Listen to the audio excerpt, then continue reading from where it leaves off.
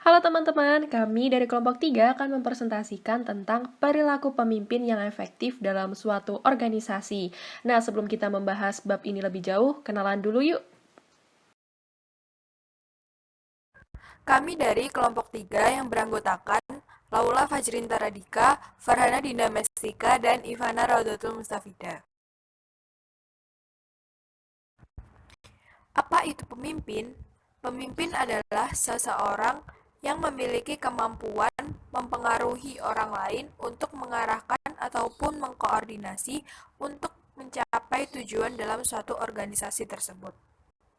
Ada juga pengertian lain, seperti pemimpin juga seseorang yang memiliki kecakapan khusus sehingga mempunyai kekuasaan, kewibawaan dalam mengarahkan dan membimbing bawahannya untuk mendapat pengakuan serta dukungan dari bawahan ke arah mencapai tujuan tertentu. Jadi dapat disimpulkan bahwa seorang pemimpin ialah seseorang yang mempengaruhi dan mampu mengarahkan bawahannya untuk mencapai suatu tujuan. Kepemimpinan. Kepemimpinan menurut Sondang P. Siagian adalah kemampuan untuk mengambil keputusan yang bersifat praktis, realistis, dan dapat dilaksanakan serta memperlancar usaha pencapaian tujuan operasi. Pada intinya, teori ini menekankan bahwa efektivitas kepemimpinan seseorang tergantung pada dua hal, yaitu pemilihan gaya kepemimpinan yang tepat untuk menghadapi situasi tertentu dan tingkat kematangan jiwa atau kedewasaan para bawahan yang dipimpin.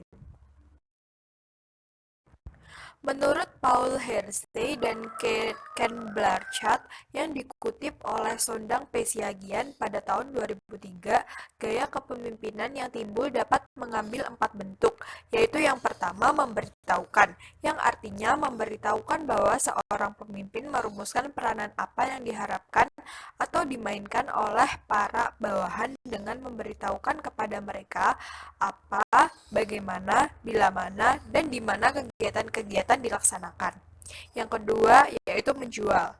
Pemimpin bertitik tolak dari orientasi perumusan tugasnya secara tegas digabungkan dengan hubungan atasan dan bawahan yang bersifat intensif. Dengan perilaku demikian, bukan hanya peranan bawahan yang jelas, akan tetapi juga pemimpin memberikan petunjuk-petunjuk pelaksanaan disertai oleh dukungan yang diperlukan oleh para bawahannya itu.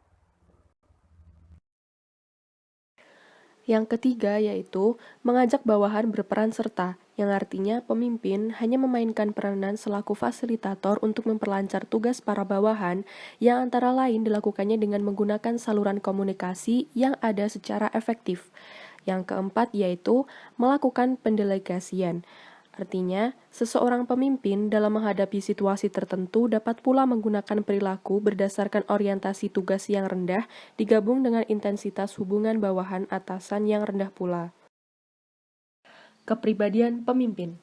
Ulysses S. Grant, seorang pemimpin Union, menuju kemenangan pada waktu Perang Saudara di Amerika. Strategi yang ia gunakan mampu membawa Union menuju kemenangannya.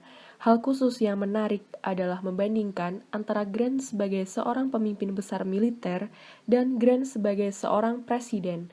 Banyak ahli sejarah mengatakan Grant sebagai salah satu presiden yang paling tidak efektif dari semua presiden di Amerika. Dalam konteks kemiliteran, Grant tidak bisa ditaklukkan. Sebagai pemimpin politik, dia adalah malapetaka. Maksud dari penjelasan ini yaitu setiap manusia memiliki kepribadian pemimpin yang berbeda-beda. Meskipun dia adalah seorang pemimpin, belum tentu dia memiliki sifat kepemimpinan.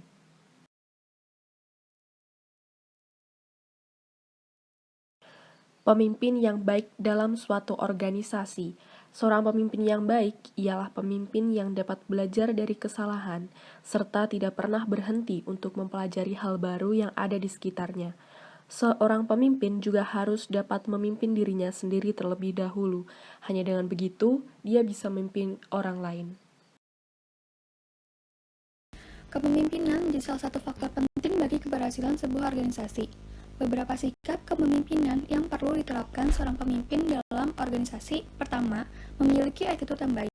Seorang pemimpin akan selalu berinteraksi dengan banyak orang, maka penilaian dalam diri seorang pemimpin ialah etikanya. Kedua, dapat berkomunikasi dengan baik. Apabila seorang pemimpin tidak bisa berkomunikasi dengan baik, maka akan terjadi kesalahpahaman antar bawahannya. Ketiga, memiliki sikap berani. Pemimpin harus memiliki sikap berani dalam mengambil keputusan yang akan diiringi dengan resiko yang diambil. Keempat, memiliki wawasan yang luas dan tidak pernah berhenti belajar.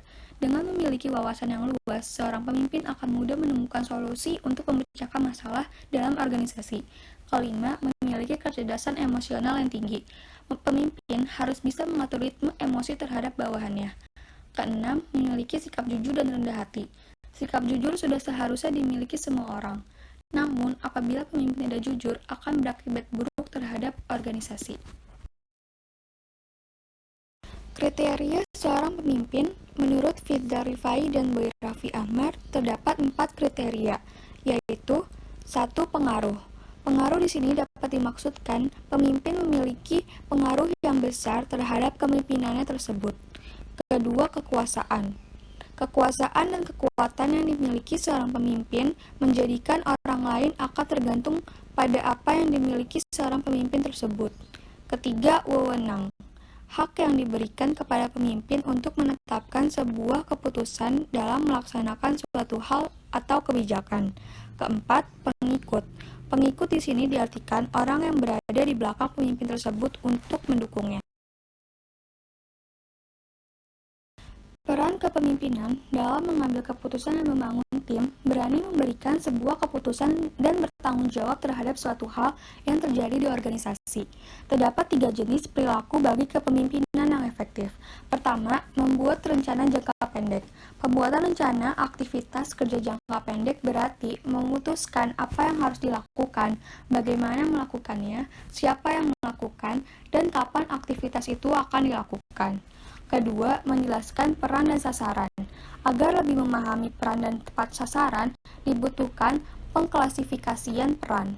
Terdapat 3 klasifikasi meliputi 1. Penetapan tanggung jawab dan persyaratan jabatan. Kedua, penetapan tujuan dan kinerja. Dan ketiga, pemberian tugas khusus. Tujuannya ini adalah memadu dan mengkoordinasi aktivitas kerja dan memastikan agar orang mengetahui apa yang harus dilakukan dan bagaimana melakukannya. Ketiga, memantau aktivitas dan kinerja. Pengawasan melibatkan pengumpulan informasi tentang aktivitas organisasi yang mencakup kemajuan kinerja serta kualitas dan keberhasilan program.